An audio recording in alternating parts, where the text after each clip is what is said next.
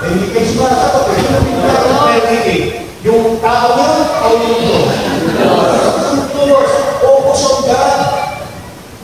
And look at the passage side of other people. Tinignan mo. Other people's mistakes are often clearer than our own. Ano dapat? Just be positive. Not because everything is good, but because you can see the good side of everything. Kaya dapat ang makikita mo sa kasamahan mo, yung mabuting ginagawa niya, ang mabuting kakayanan niya, at ang mabuting kaya niyang gawin para sa ating community. Kailangan, division of labor. Meron tayong kamay, meron tayong paa, meron tayong ulo. Hindi naman puro mata, hindi puro kamay. Diba? We have different function. So dapat, ang bawat isa sa atin, makikita ang kabutihan ng kasabahan. That's why we started with the marriage encounter. Bakit para ma-practice mo, makita mo na dyan sa katabi mo, kabahan, yung magandang kakayanan niya. Para paglabas mo, pag-attenuate sa prayer community natin, makita mo rin ang magandang kakayanan, hindi yung pangit. At dito sa lahat, do not judge a person because of their past.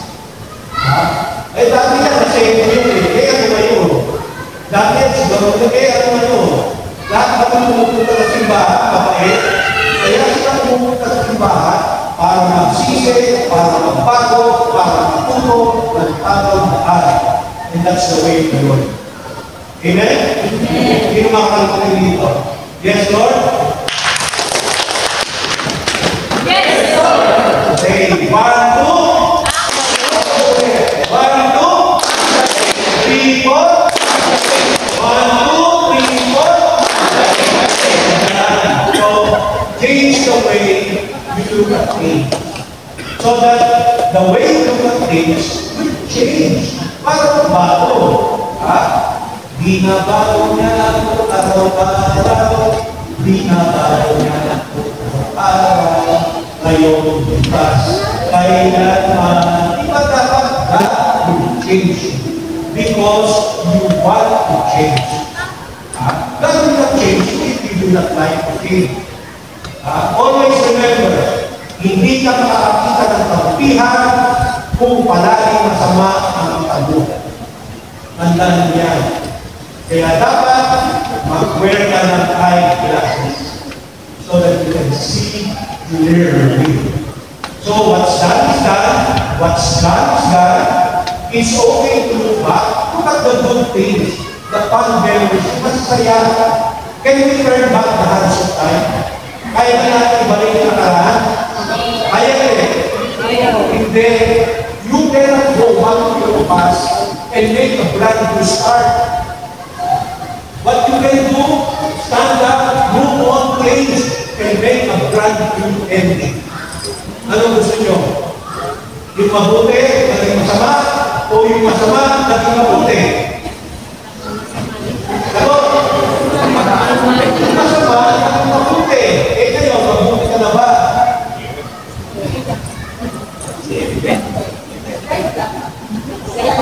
Bosnira. Para ako na ito. So, keep moving forward. So, always keep in mind, the devil will always be there. What? The devil has meant for bad, God can transform them into something good. Kaya nga, pinakata natin ito something good. It's going to happen to us. Something good will really happen. So, when you have done wrong, pag meron ka, pag nagkamali ka, admit it. Aminin ko. Ano sabi ni Boy Kabunda? Aminin it. Be sorry for it, ask for forgiveness, and nobody was recorded in the history being choked to death for swallowing his pride. Kasi pag mataas ang pride mo, hindi ka marunong mag-speaking. Wala akong nakita sa prayer meeting na tumayo at nakapag-allegyo ng pagtayos dun sa away mo. Ang aking nakikita, tumayo ng walk out. Pagka meron ka nakasama ng loob, makipag-ayos ka, yun ang gusto ng Panginoon. That is loving your enemy. Love your enemy. Ang hirap yun, that is the hardest thing to do. But kung magagawa mo yun, God will be very happy for you. So do not be afraid to start over again when you make a mistake. Yung first mistake, it's a mistake. Nagkamali eh. Pag nagkamali, ano sinasabi? Tao lang. Nagkamali. Pero the second time you make a mistake, it is no longer a mistake. It is already your choice. Choice mo na yun. Diba? So, it is also the chance to build something better this time. Ang buhay is not about our past life. It is not about our high-tech life, but how well you stand up and bounce back to God. Kaya dapat, pag bumounce back ka, awkward eh. Iba wala kang nagpapaw ng bawal eh. Pag pumarsa ka, tataas ka ng gano'n. And that is waiting for you up there. So right or wrong, tama na mo rin, there is a tiny voice inside your heart that tells you what to do. Sometimes you think that you are right, but you know that you are wrong. No preacher, no teacher, or even your parents can tell you what to do. Just listen to that tiny voice inside your heart. He knows what's right for you. And that is your conscience. Kung may conscience ka, alam mo, mali ka. Ano ba naman yung umamoy ka ng patawan? Lord, I'm sorry. Diba? Kailangan marunong kami ng tao. So get rid of your self-rejection, get rid of your pride, and be humble in your life. Sometimes, you have to shut up and swallow your pride. Accept that you are wrong. It is not giving up. It is called growing up.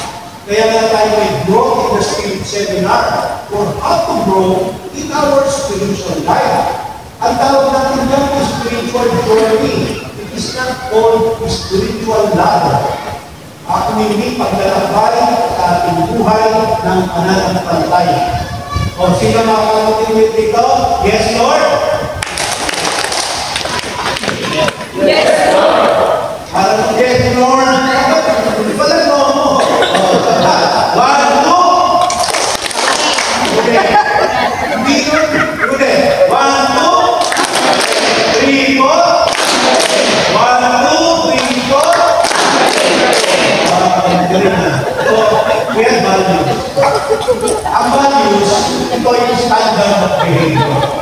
Alam mo ninyo, well-behaved children come from well-behaved parents. Sa mata ng bata, ang nakikita, ang matanda ay tama. Anong ganda sa sabihin ng anak mo kung ikaw makakita yung tatay niya, pasuray-suray sa daan? Yan ang tatay ko. Anong ganda sa sabihin ng anak mo kung ang nanay niya palagay natin sa bingo? Nasa chat room. Ngayon, yung chat room na ngayon yung chismita. No? Pinagano yung pangalan. No? Not from well-off parents. Kids won't speak bad words. Yung mga bata, hindi ko makasalita ng kasama niya. Kaya na, they speak her word. Meron naman ako, 3 years old, ang matalino. English na magsalita. Tapos, sabi niya sa araw, Papi, tao sa akin, ambot sa imo. Sabi niya, bakit ka ng Bisaya? Kumakita ko, nakatulong, Bisaya. So, ano yung narinig, yung nagsinasabi. Sabi ko, sino ba ito? Do you know that? Sabi ko, I just heard it from ate. O gano'n, no? So, kung ano yung narinig ng tanda, yun ang sinasabi niya ng bata. Our actions are much more important than what we think or what we say. Our behavior reflects our thoughts. Kaya ngayon, meron